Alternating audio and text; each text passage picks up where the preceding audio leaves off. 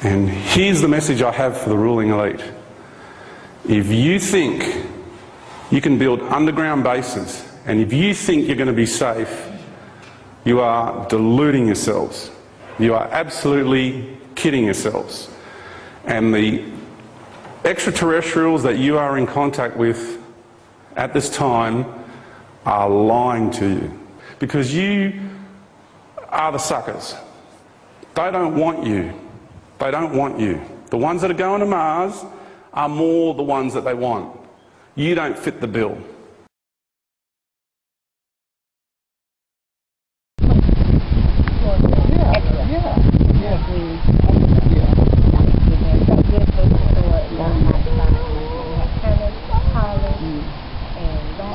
That's all.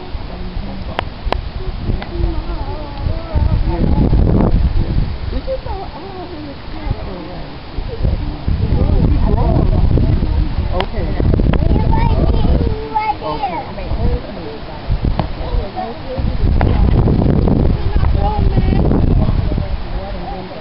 And I see I never really tried to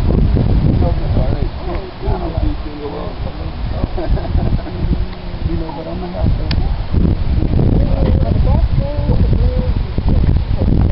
Yeah.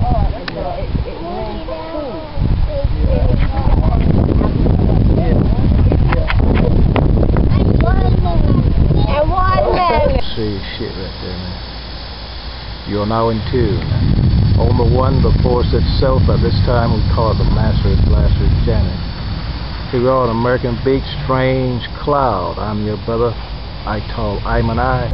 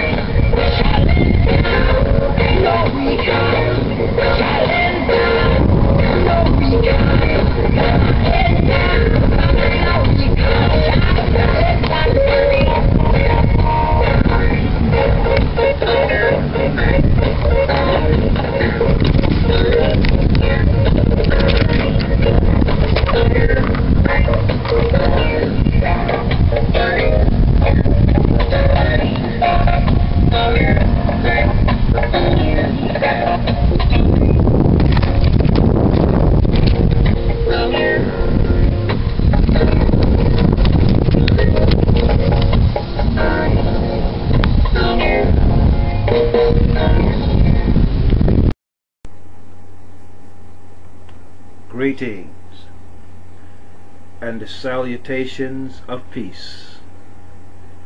To bruise the head of the propagandist, better yet, to stomp them out like a roach under feet.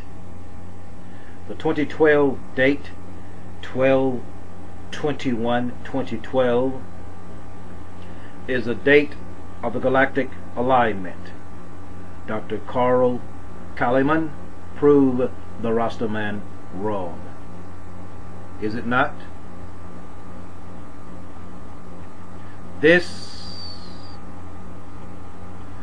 is why we look at the date on the Maya calendar through the hyper-dimensional physics model of Richard Hagelin. It's not really his, but he's the one that made it famous. 13 aha and 4 aha are same vibrationally. The Maya calendar is based on the tilting of Venus on her axis in the year 1331 BC, not 1314, like some of you propagandists, I call you demons, want to say.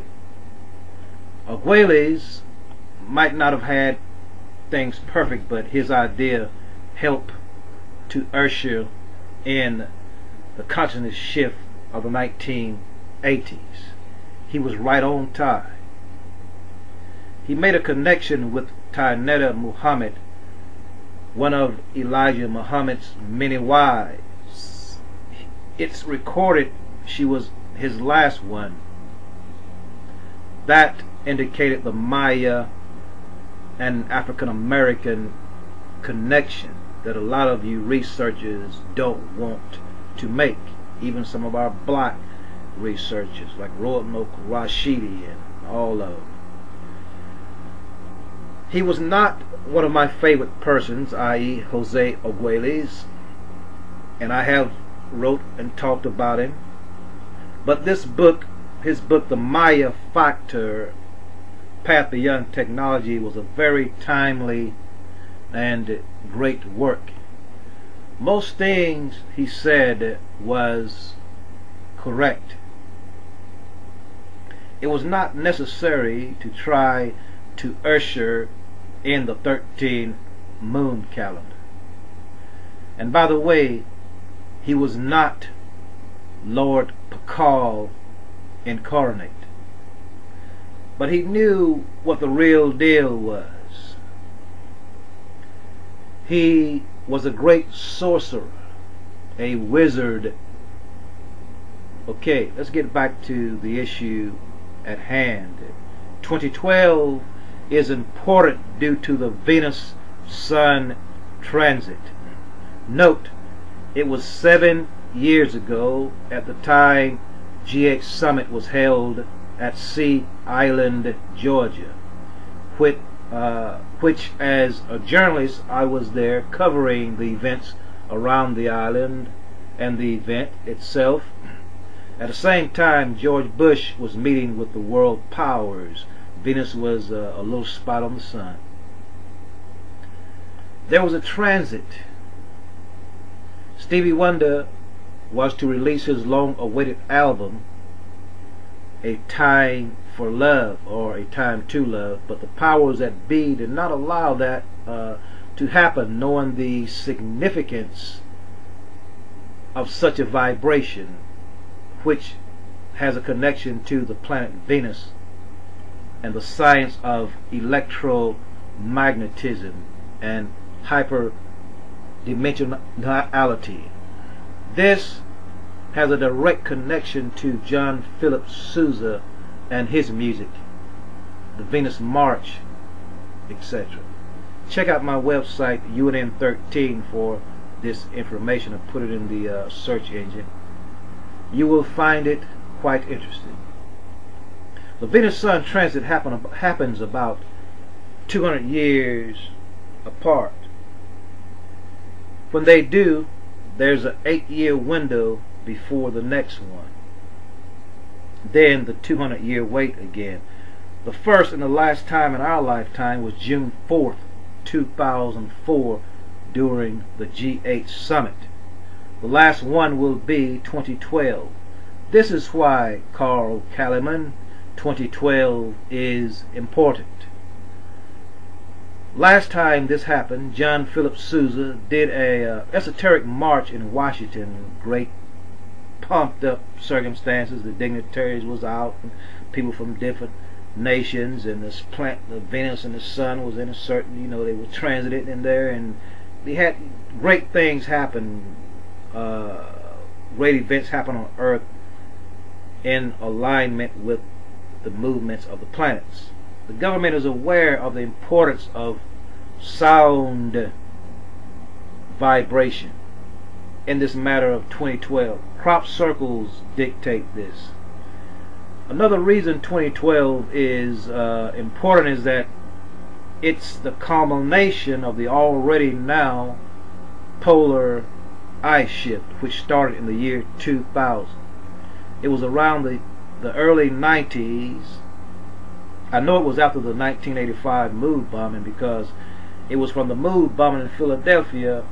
You know, I call it the Philadelphia Oracle. It was from this oracle I knew of the importance of 2012 and the pole shift, and that was back in 1985. Anyway, I contacted the researcher and author Richard W. Noon. I lived in Atlanta, Georgia at the time, and he resided in the mountains of Eagle Eyrie, Carolina. He had moved from Atlanta because of the lead in the water, he told me, and there was a few other reasons why he left, political reasons. I explained to him that I had read his book 5/5/2000, Ice, the Ultimate Disaster, and I found that it agreed with my own findings of the matter, and that I would like to interview him. So he agreed after about a few hours of conversation. I called my friend Ross O'Kira, who did the infamous Rockers International show at WRFG Atlanta, and we set up an interview with the researcher Richard Noon, and we compared our notes. My findings were based on the May 13 bombing of the Move family by then Mayor Wilson Goode. Now remember, you might think this is totally off, but study Richard Hoagland. He came up with this thing called hyperdimensional physics, a lens by which to view things, and I've been doing that ever since, for about 23 years now. So my findings were based on May 13th bombing of Move and by Wilson Goode. And this event revealed to me the Maya calendar. It revealed the way the Maya viewed life. Search my website for the Parable of Move. Put in Google search engine, any search engine, Ital Iman, the Parable of Move, and you will see. And by the way, the late Dr. Jose Arguelles called this the Zabuya, the spin and the counter spin. It also expresses the galactic core called by the Maya Hunab Ku. I've been studying the Maya calendar, like I said, since I was 23, and that's been since 1980. I started a year after being released from the military. Okay, let's go back to Richard Noon now, in the year 2000. By the way, he studied under Professor Charles Hapgood, I believe he told me. And Professor Charles Hapgood was one of the foremost exponents of the pole shift phenomena, who happened to study under the genius Albert Einstein. Richard Noon said in his book that on May 5, 2000, that the 5 naked eye planets, Mercury, Venus, Mars, Saturn, Jupiter, would align with the Earth for the first time in 6,000 years. Now note, Noah was 600 years when the flood came. So he said, on that date, trillions of tons of ice and water would sweep over orbit ship Earth. So 2000 came, and we say, oh, we're still here, nothing happens. No, you're wrong. You're not here. Let me explain. You see, a few scientists and researchers you think are wrong are really right. They're really right on. This is what happened. It was March of that year. Before, that was like 2 months before May. 200 miles of ice. Now just think about this ice. Tons of ice broke off the Ross Ice Shelf and started drifting away.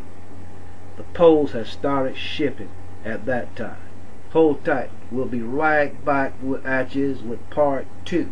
You are now in 2. On the 1, the force itself. At this time, we call it the Master Blaster Jamming. Let that digest a little bit, and we'll come back and finish this up with part 2. Peace.